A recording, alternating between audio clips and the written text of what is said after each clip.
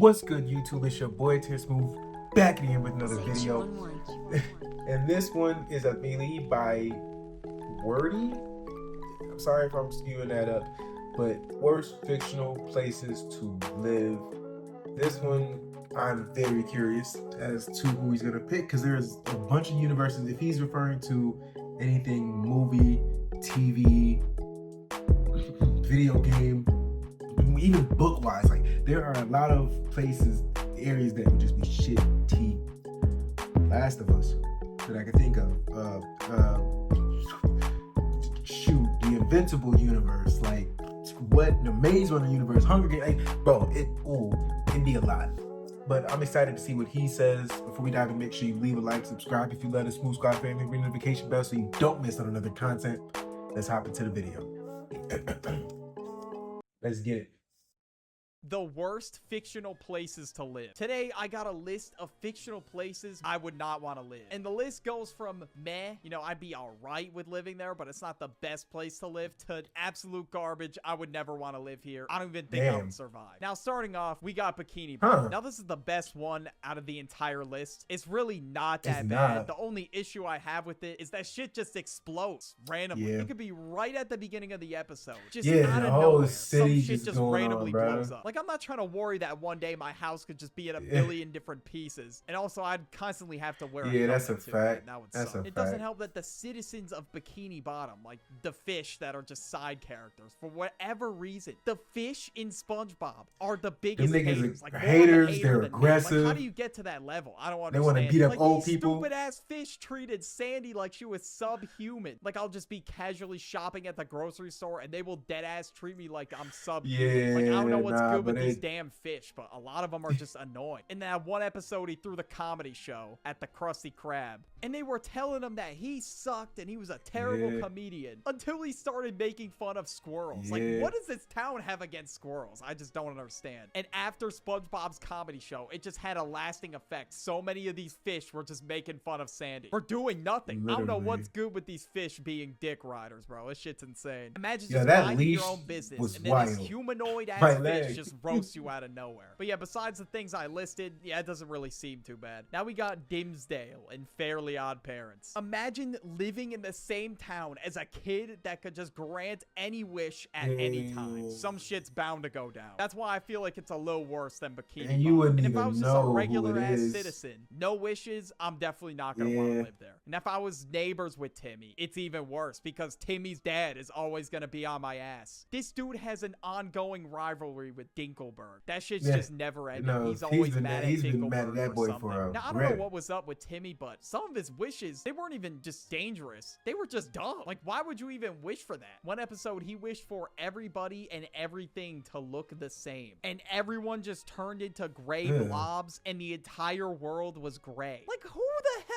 would want to live in that? Definitely not me, bro. Like, you know that saying, great power comes with great responsibility. I remember that episode, but why? That is. Timmy's really got to understand that because even Cosmo and Wanda themselves know, like, this is a terrible idea. Literally. But I don't know why they still go through with it anyway. Like, they're supposed to be his fairy godparents after all. Like, they should be helping him out here. Like, they should tell him, like, look, this is a stupid ass idea. Why would you turn everybody and everything the same? And then one time, this dude switched places with his babysitter's dog. I don't know why he thought this was a good idea. And apparently the next day, her dog was gonna get quote-unquote fixed. Okay, that's gotta be in at least the top 3 worst wishes he ever made. Now we get the Pokemon world. Now hold on. At first, this one seems kind of cool because, oh, you get to catch your own Pokemon. You're gonna have your own squadron of, like, absolute units, like a level 100 Charizard. But if you look at the bigger picture, it just seems scary as hell. Like, world with all these magical creatures that could just wipe you out in an instant. And obviously, I would have to have a full team, bro. I cannot play the game how I did when I was like 7 years old. I had a level 100 Samurai, and that was it. Like, I deadass only used my starter Pokemon. Like, that's not gonna slide, bro. That would not be enough to protect me. And plus, training up your Pokemon is just boring as hell. Like, imagine you gotta sit through that all day. I'm not doing that. And not only that, there have to be just like fighting a legendary methods, Pokemon or something would be scary as hell. Imagine getting hit by a Zekrom's Thunderbolt. Yeah, bro, you're not surviving. You don't know that shit, bro. Pokemon will not do. And sometimes legendaries like Suicune will just spawn in on you out of nowhere. And if all I got is like a level 1 Bidoof, I'm cooked. There's no way Bidoof would be putting in any work in that scenario. And also, no matter where I walk, if I'm just trying to like explore and see what's really out there, I'm gonna walk into the woods or something and run into like 50 NPC trainers that just want to battle. Like, it doesn't even matter like how many times I'll try to avoid them or go around them. They'll always see. We can't like, go it's off like the seeing video one of those game people logic, that are just though. an unavoidable cutscene. We can't compare that to the real Next, world. we got Luigi's Mansion. Now, recently I've been replaying Luigi's Mansion Dark Moon, and that game is. I've never played these, but I can only imagine they'd suck. I was like, what if I lived in Luigi's Mansion? Like, I don't care what EGAD says. I'm not doing it. I'm not going in there and becoming the reincarnation of the Ghostbusters. But I mean, if my brother was trapped in a painting, I'm probably gonna have to.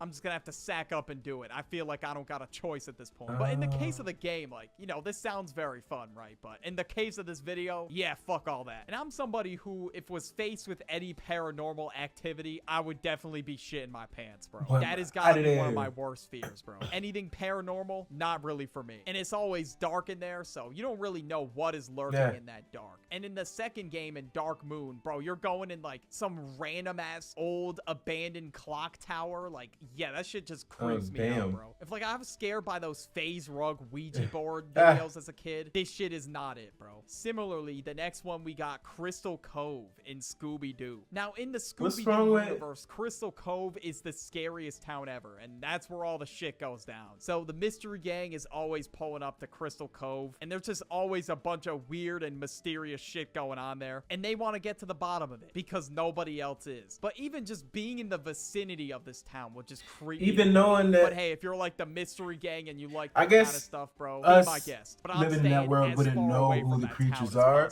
That's all. But like, come on, at the end of most episodes, it ends up just being somebody in the costume, and then they give some lame ass backstory as to why they did it. Like, all right, bro, we don't gotta hear the excuses. But the mystery gang, they're not even getting paid to do it. They just do it for the love of the game, bro. Which is kind of crazy in my opinion. Like, if I was doing something like that, I would definitely want some bread for that. What? Now we got the park from regular show. Now working at the park would be an absolute fever dream, bro. Because the plot of every episode turns so fast, it's unreal. Like, the start of the episode could be like, I don't know, them trying to go to Cheezer's, get a grilled cheese, and then it ends with them pretending to be astronauts and almost blowing up the entire universe. Like, at this point, that's gotta be the average regular show episode. Like, the weirdest plot of a regular show episode I've ever heard was a horse from another planet had to take a US history test and pass, or else the entire world was gonna get destroyed. Like, at this point, if I was Benson, I don't even think I'd be mad at Mordecai and Rigby for not doing their job. Because what the hell is happening in the show, bro? Like, it's anything but doing work. And even the smallest things can go wrong. Like, a game of punchies, a prank war can destroy the whole park. And at one point, the park became a science experiment, and there was a huge-ass dome over it. Now, out of all the Gen Z cartoons, regular show is definitely my favorite. Like, the amount of times I rewatched it is crazy. And that's why I love it, bro, because it's just so random. Something absolutely insane is going down in every single episode. And don't get me wrong, bro, the house is fire, but you're just risking your life if you just stay there for even one night, because tomorrow there could be a dome over the park and now you're stuck there for 30 that's days. a fact. Gotham City, doesn't matter how much times Batman is there to save the day, it doesn't matter. Like, I don't even think Gotham City, I'm not living there. Living near the Joker is a terrible idea. Like, what brings people into Gotham City? I live in an invincible world before I live in Gotham, bro. There? Like, there's just crime happening all the time. Then you got the Penguin, the Riddler, Scarecrow. Like, it's just over.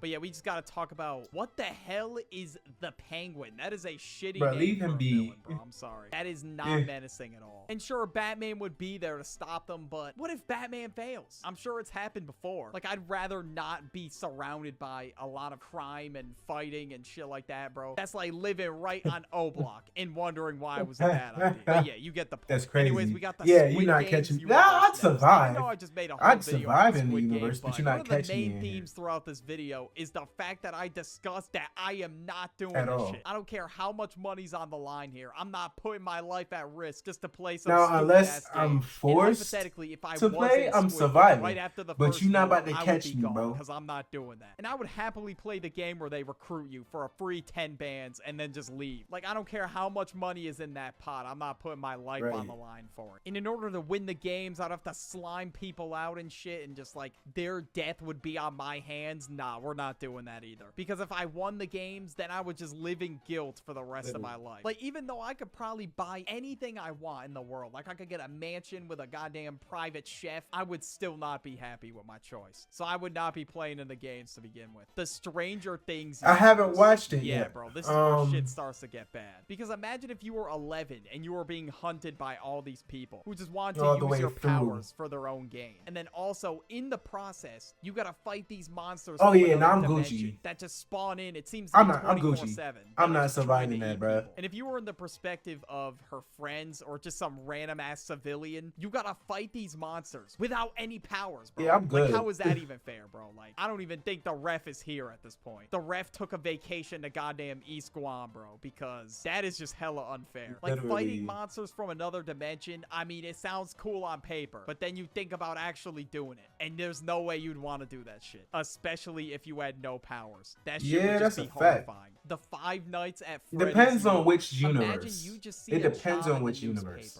Working as a security guard at a goddamn pizza restaurant. Chuck E. Cheese, nah, this for is us, really. Easiest job in the world. And then the moment you get there, you realize all the animatronics are moving, and you gotta somehow survive until 6 in the morning. And I don't know what's up with the flashlight battery, but for whatever reason, it's always garbage. In every game, it dies so fast. I don't know if I'd even be able to survive until 6 in the morning, especially if it was like night 7. And not only that, the second game would probably be a lot harder to survive, because again, we're talking about the original game. Hell yeah. Stupid ass music box. But just the whole idea of this game in general is just very creepy, because if you lose, you will dead ass be stuffed in an animatronic suit yourself. Yeah, I'm cool off all that, bro, and I think everybody can agree, like, nobody wants to go here. And the fact that they're also paying you $4 it's crazy. is diabolical. Crazy work. You really think I'm risking my life for $4?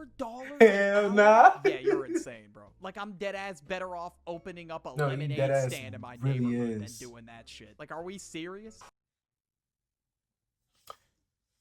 That ad is diabolical.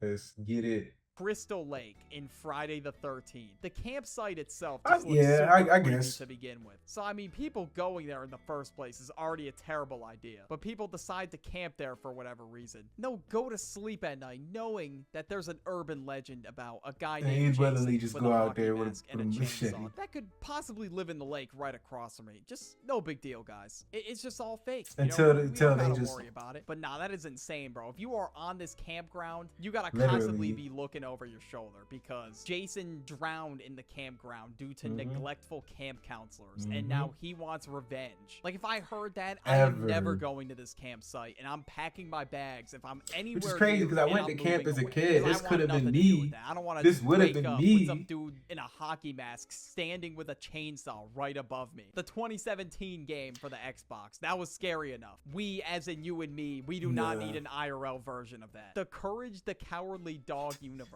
Imagine living Return to slab. No civilization. You're just with an elderly couple and a pink beagle. Like, that is a crazy ass universe. Like, seeing the Return to Slab episode, that was enough for me to not want to ever even think about living there. And it just seems like within every single episode, the monsters just get even more bizarre, and nobody is there to help. You're in the middle of nowhere, and I guess wherever it is that they live is somewhere in Kansas. So a lot of times they had to deal with that shit on their own, because they were in the middle of a desert. Whenever Courage aired, it was like once in a blue moon when I was a kid. Like, I deadass had to just turn away when I'd watch these episodes. It barely aired because they were busy airing like Teen Titans Go all day or something. That really was the average day on Cartoon Network. But yeah, these monsters were just creepy as hell. Like, look at this thing. All right, just quick jump scare warning. Like, what the fuck is this? If I was faced with that abomination in real life, I don't know what the hell I would do. I would just accept that it's over and just accept my fate in that moment. And the universe I would hate to live in, I feel like that I would definitely be dead in, is the Bird Box universe. I don't even gotta explain why this is number one. Like, you can't even look anywhere, because if you how do you think blind people feel? But they already got this down pat. We can live like that. Die in GTA. So pretty much you gotta always wear a blindfold, and your it's just other necessary awareness for survival. is like, well, you cannot the survive instincts kick in. Accidentally falls off, you're done. Like, doesn't matter. And the main character Mallory had to protect her children while trying to deal with being blindfolded and all this other shit. Like, that's just crazy. Like, even if you do open your eyes, you won't even be able to see it. So you really don't even know what you're hiding from. This entity is never really shown in the movie at all. But yeah, that's gotta be... I get that. To be honest, having that be the last one, I get it.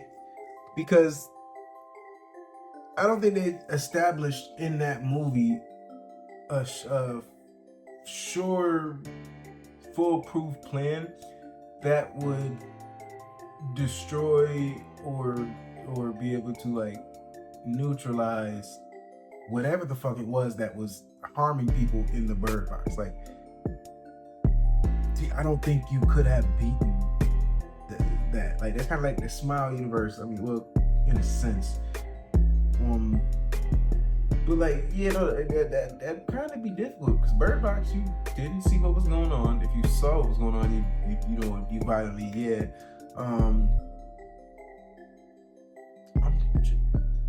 I wouldn't want to live in that universe either. I'm Gucci. Given that was the first one, I can see that. These were some places that I wouldn't care to live in. Like, they were just more of an annoyance, or it would be a hassle in some aspects with surviving. But shit, other than like maybe a few on here where it's like you would not survive, I'm surviving in a bunch of these, and they're not that bad to live in. They'd be annoying for sure, or hard, but nigga, what? Man, we beating that. This was enjoyable. Hopefully you guys enjoyed this. If you want to see me react to more of Wordy, leave that in the comments, or just show that love and support. I got you. Don't even trip. Thank y'all. Take Smooth out. I'm gonna need you to subscribe, my nigga.